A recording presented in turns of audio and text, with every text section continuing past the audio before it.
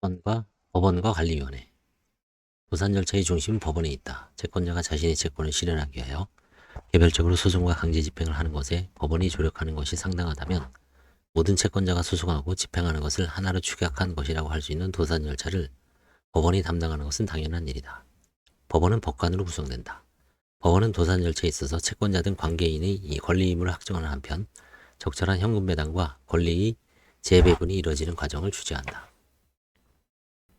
또한 절차를 운영하는 플레이어들을 포괄적으로 감독한다. 희생 절차의 관리인, 파산 절차의 파산 관제인은 일반적으로 법원의 감독을 받는다.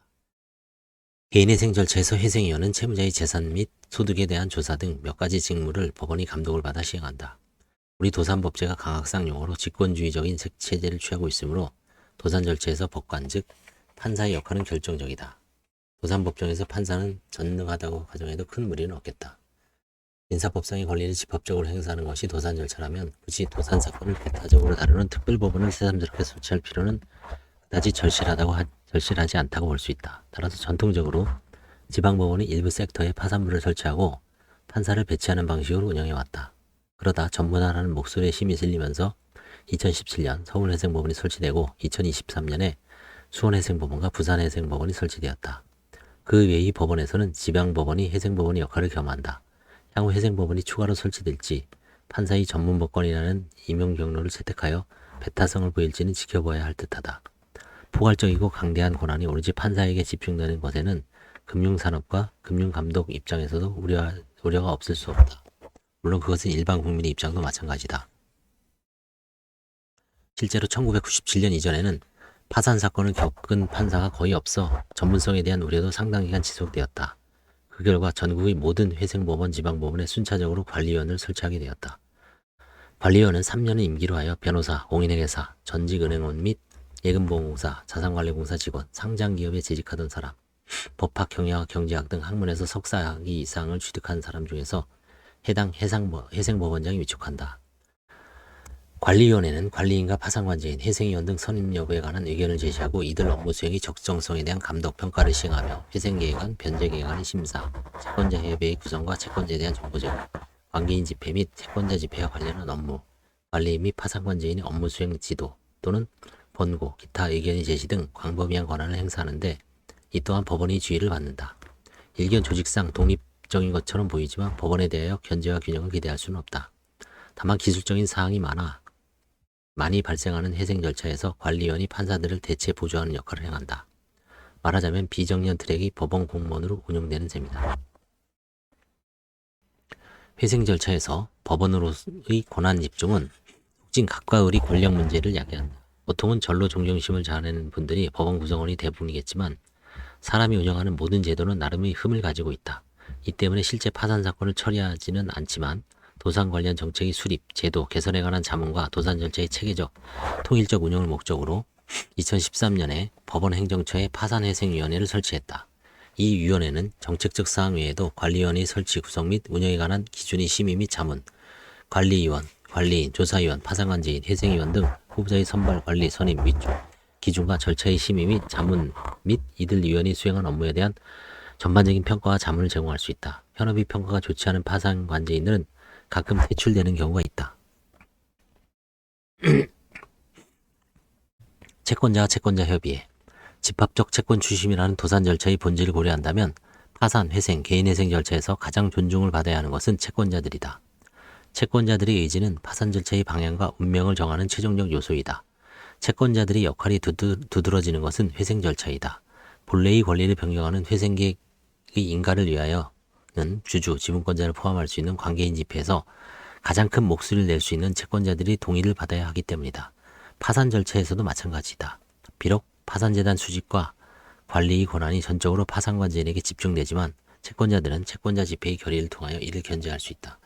회생 절차, 파산 절차에서 채권자들이 집합적 결정이 우월한 것은 평상시 주주총회의 결의가 회사의 운명을 결정하는 것에 비견된다. 현실은 각 채권자 대부분은 파산 절차, 회생 절차에 무관심하다. 절차에 참여하는 비용이 적지 않은 반면 한 채권자의 노력이 다른 이해관계인에게도 미치는 무임승차자 문제가 있다. 주식회사에서 개별 소수 주주가 소극적인 것과 마찬가지다. 도산 절차에서는 채권자 주주가 자신의 권리를 양도하고 이탈하는 것도 쉽지 않을 것이라고 예상할 수 있다. 회생의 공적이 있는 채권자에게 비용상환과 보상금이 제공되지만 법원이 정하도록 되어 있다. 실무상 활용도는 의문이다. 이 문제에 대처하기 위하여 회생 절차와 파산 절차에서는 신청이 있고 난 후 관리위원회가 주요 채권자를 구성원으로 하는 채권자 협의회를 구성한다. 다만 개인이나 중소기업에 해당하지 않는 규모의 법인인 채무자에 대하여는 채권자 협의회를 구성하지 않을 수 있다. 주요 채권자는 채권자 협의회 구성에 대한 의견을 관리위원회에 제시할 수 있다. 신청이 초기 단계에서 관리위원회는 채무자 해당의 상황을 잘 알지 못하므로 신청인인 채무자가 제시하는 채권자 목록에 따라 채권자 협의회에 포함할 범위를 정한다. 그리하여 신청인이 채권액이 많아 회생 절차로부터 영향을 많이 받고 또 회생 절차의 진행에 결정적인 영향을 줄 수 있는 상권의 채권자를 배제하려고 적당하지 않은 목록을 제출하는 경우가 있었던 듯하다. 법원은 채권자들이 대표죄인 채권자 협의회 운영에 필요한 비용을 채무자의 부담으로 한다고 설정할 수 있다. 그렇지만 채무자의 재산으로부터 이를 받기 위하여는 그 자체가 법원의 재판을 거쳐야 할 뿐만 아니라 직접 비용의 상한에 그칠 뿐 절차 참여로 인한 기회비용에 해당하는 보수를 제공해주지 않으므로 이것만으로는 적극성을 기대하기 힘들다. 물론 생존성 가능성 높은 기업이 정상화나 인수합병 과정에서 자신의 이익을 충분히 관철해내는 특정 채권자는 적극적으로 채권자 협의회의 권위를 이용할 수 있을 것이다. 그러나 이것은 그 나름대로 채권자 공동의 이익을 해하는 전략적 행동을 야기할지도 모른다. 회생의 공적이 있는 채권자에게 비록 비용 상환과 보상금이 제공되지만 이것 또한 법원이 정하도록 되어 있다. 실무상의 활용도는 아직 의문이다. 그래야 채권자 협의의 적극성은 케이스 바이 케이스이나 보통은 소극적이라고 보장할 수 있다. 그래서 채권자들이 집합적 행동을 집행할 기간이 필요하다. 이것은 채권자 협의회가 적극적이라고 하더라도 그러하다. 법인에서 사원총회, 주식회사에서 주주총회가 직접 업무를 집행하지 못하듯이 채권자들이 직접 채무자의 재산을 접수하여 나누어주는 사무를 할 수 없다. 나란 일을 국민이 직접 하지 못하여 국회를 두고 지방자치단체를 두지만 그 어느 주식도 직접 업무를 집행하지 못하는 것과 마찬가지다. 채무자의 재산을 관리 수집하고 이를 배당하는 기관은 도산 절차의 핵심에 있다. 제2편의 회생 절차에서는 관리인이라고 한다. 제3편의 파산 절차에서는 파산관제이라고 한다. 이들은 도산 절차 이외에서 채권자가 행수할 수 있었던 모든 권한을 행사하는 한편 채무자의 재산은 결국 채권자들에게 귀속되어 하므로 도산 절차 외에서 채무자가 행사할 수 있었던 모든 재산을 관리한다. 비유적으로 말하면 관리인, 관제인은 채권자의 구두에 들어가고 채무자의 구두에도 들어간다. 채권자가 쓰던 모자를 쓰기도 하고 채무자가 쓰던 모자를 쓰기도 한다고 말해도 되겠다.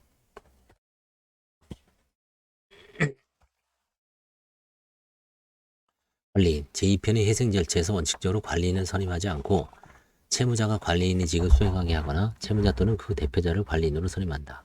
즉 제3자가 아닌 내부자로 하여금 채권자들 위하면서 채무자도 위하는 중첩적 역할을 맡긴다. 흔히 DIP라고 말하는 제도인데 계속기업의 경우 지속해서 경영에 관여했던 채무자, 대표자로 하여금 채권자들 위해 관리를 지속할 것을 기대하는 것이 현실적이라는 과거의 운용 경험부터 확립된 실무이다. 물론 예외는 있다.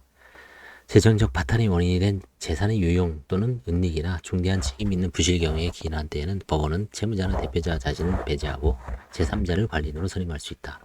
그렇게 하기 위해는 채무자나 대표자를 신문하여야 한다. 기존의 경영진을 교체하는 결과를 낳는 것이므로 반론의 기회를 주기 위한 것이라고 이해하면 되겠다.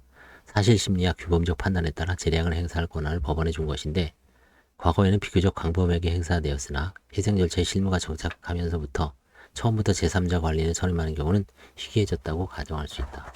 물론 회생 절차의 진행 중에 관리인이 부적합한 점이 드러난 경우 사임 해임 절차를 거치기도 한다.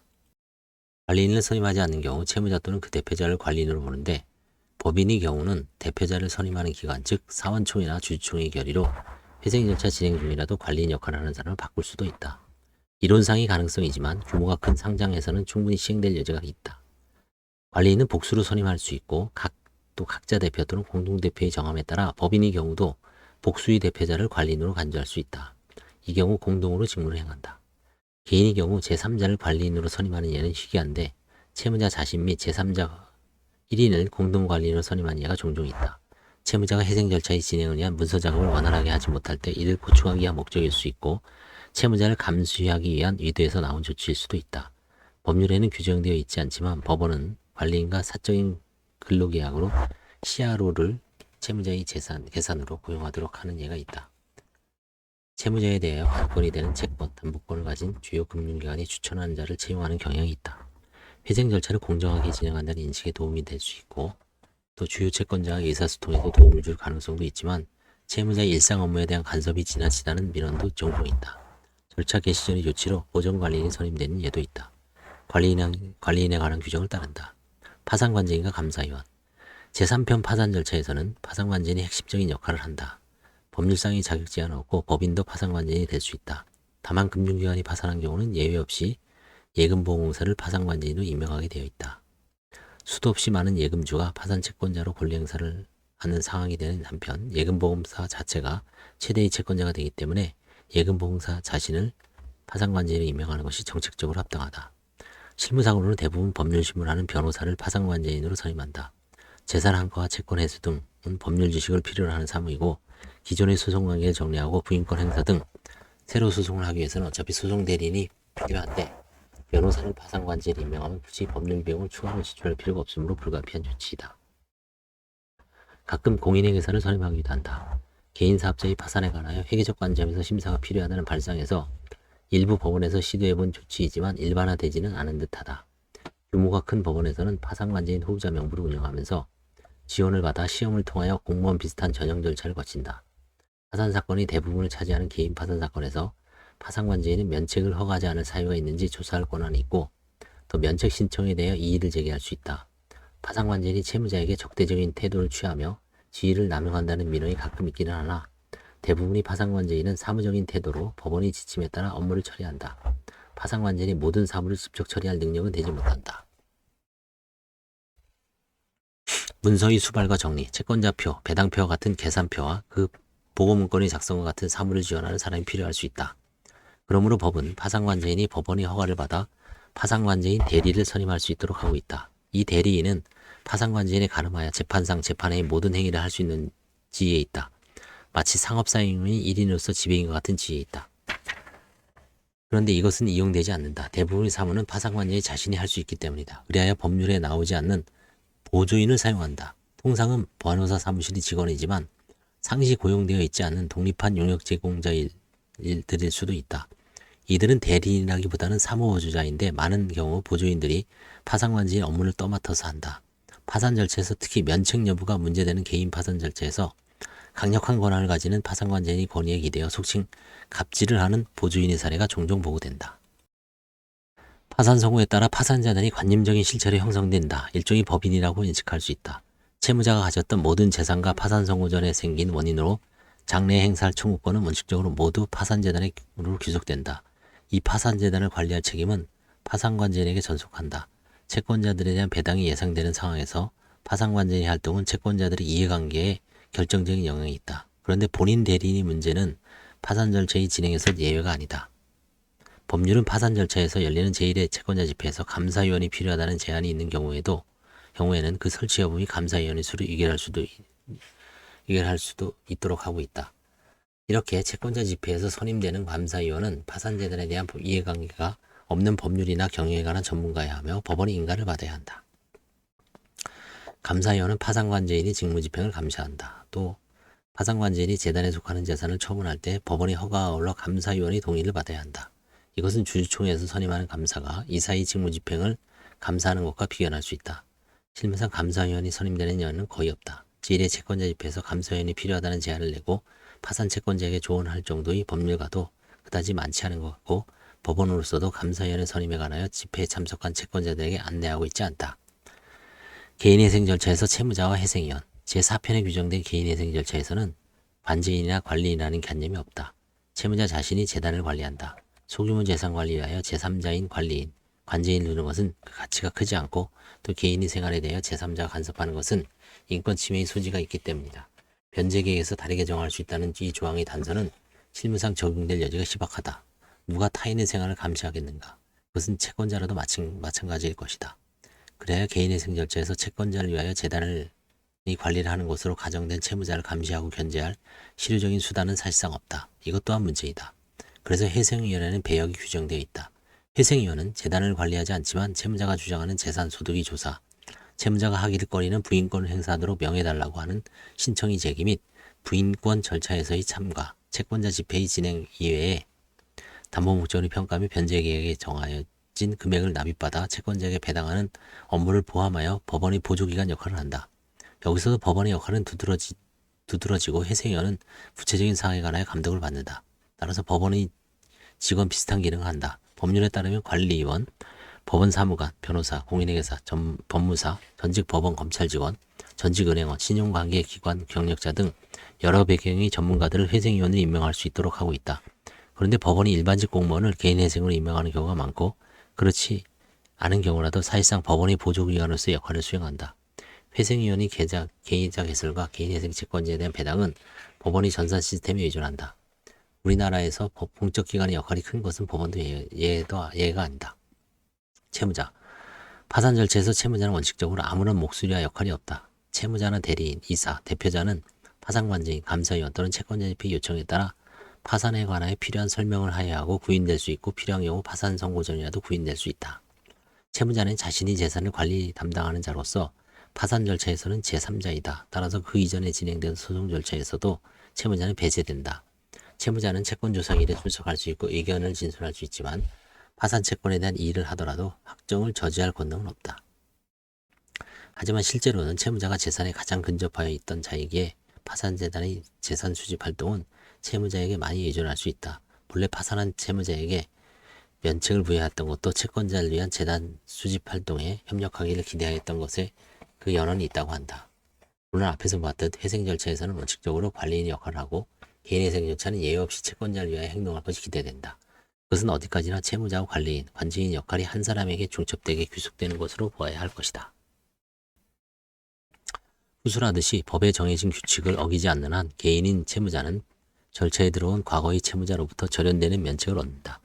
채무자는 파산재단에 편입시키지 않았던 재산, 면제재산과 절차 개시 후 새로이 얻은 재산, 신득재산을 기반으로 하여 독립된 경제생활을 재개할 희망을 품을 수 있다. 전문 직업인과 산업으로서의 도산 절차. 1. 대리인으로서 변호사와 법무사. 파산이 없는 자본주의는 지옥이 없는 종교와 같다는 말이 있다. 현대사회에서 파산이라는 현상은 보편적이다. 실패한 기업과 가게를 정돈하는 도산 절차의 역할은 그 중요성이 증대한다. 아울러 도산 절차의 기술성 전문성은 법원과 채권자, 채무자, 그리고 관리인, 파산관제인 사이의 대립, 감독관계로 끝나지 않는다. 이들에게 조언하고 이들을 대리할 수 있는 전문가 그룹이 일도 창출해낸다. 변호사는 권력과 금력이 있는 정부기관과 기업에 맞서 개인을 옹호하는 것을 주된 직무로서 하는 자로서 채무자를 대리하기에 적합하다. 그것은 채권자의 입장도 마찬가지다. 민사상 권리를 주장하고 상사거래의 구조를 설계하는 역할도 법률사무에 속하기 때문이다. 한편 최근에는 개인 파산 개인회생에 관하여 법무사도 변호사에 준하는 포괄적인 대리권을 가지게 되었다. 법무사법 제2조 1항 6호 개인 파산 개인회생의 영역에 있어서 일감이 창출을 구하는 광고는 매우 공격적이다. 고금리 대출 권유만큼이나 자극적이며 실제 개인 파산 개인회생 현업 종사자 중 상당수는 채권자, 추심인 쪽에서 배출되기도 한다.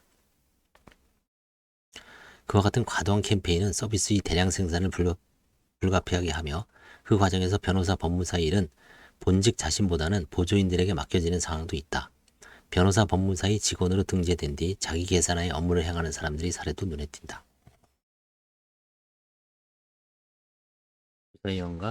조사위원과 감정인 비영리단체 그리고 기업에 적용되는 제2편 회생 절차의 등장인물로 조사위원이 있다. 채무자의 현재와 과거의 재산 상태, 미래의 예상에 관하여 전문적인 의견을 제공한다. 조사위원을 반드시 선임해야 하는 것은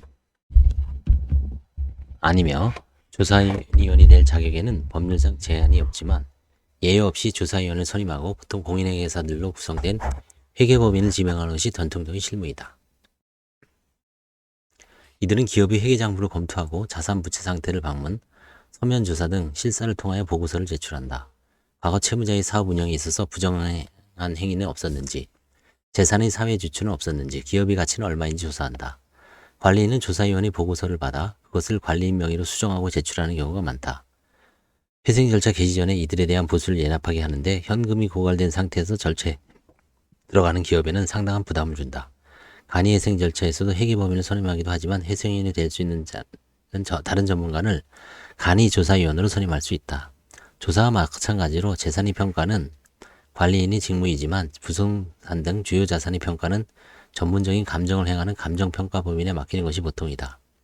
그 외에도 도산 절차를 둘러싸고 마치 정원에 피어있는 식물처럼 다종다양한 직업의 사람들이 활동한다. 앞에서 본 유사법률가와 법률가의 보조인 이외에도 지방정부 산하의 재단과 자발적인 시민단체들도 영리를 목적으로 하지 않는 활동임을 표방하고 봉사한다. 이들은 개인 채무자들이 편해서 과도한 소비자 금융 내지는 약탈적 금융의 폐해를 지적하고 상담과 각종 신청의 진행에 조력하며 적당한 법률 구조를 알선하기도 한다. 반대편에는 신용상담소가 있다. 소비자가 도산 절차에 의한 보호를 청원하는 상황을 줄이기 위하여 채권의 상담과 조정 알선 서비스를 제공한다. 예를 들어 신용회복위원회, 신용회복기금, 국민행복기금 등이다. 최근에는 기업구조조정 전문가들의 활동도 활발하다. 이들의 활동은 개인 채무자와 기업 채무자가 굳이 법원의 도산 절차를 이행하지 않을 수 있도록 조력한다는 면에서 긍정적이라고 평가받을 수 있는 반면에 조기에 합당한 구조정을 행할 가능성을 제외한다는 비판을 받을 수도 있다. 관할 도산 사건의 관할, 즉 어느 법원이 절차의 개시를 신청할 것인가는 우선 이해관계자의 접근 편의성의 면에서 그 합리성이 평가되겠지만 각 법원의 실무 관행의 차이가 있음을 고려한 포럼 쇼핑의 차원에서도 제법 중요하다. 예를 들어 어떤 사람은 서울회생법원의 신속성과 진보적인 판단을 구할 수도 있지만 어떤 실무관은 자신의 자율성을 존중받을 수 있는 한적한 법원의 관할을 구한다. 획일적인 기준으로 관할 법원이 어느 한 곳으로 고정되어 있다면 그렇게 선택할 여지가 없겠지만 법률은 원칙과 다종다양한 예외를 만들어 놓고 있다. 그러면서도 전속 관할이므로 관할은 복잡한 요소를 고려한 전략적 선택이 될 수도 있다.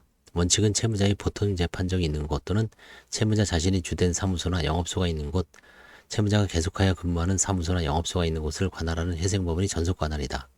예를 들어 주소를 수원에 두고 서울에서 개인사업장을 운영하며 인천에 있는 회사의 직원으로 근무하는 사람은 수원, 서울, 인천의 각 회생법원 중에 한 곳을 신청할 수 있다.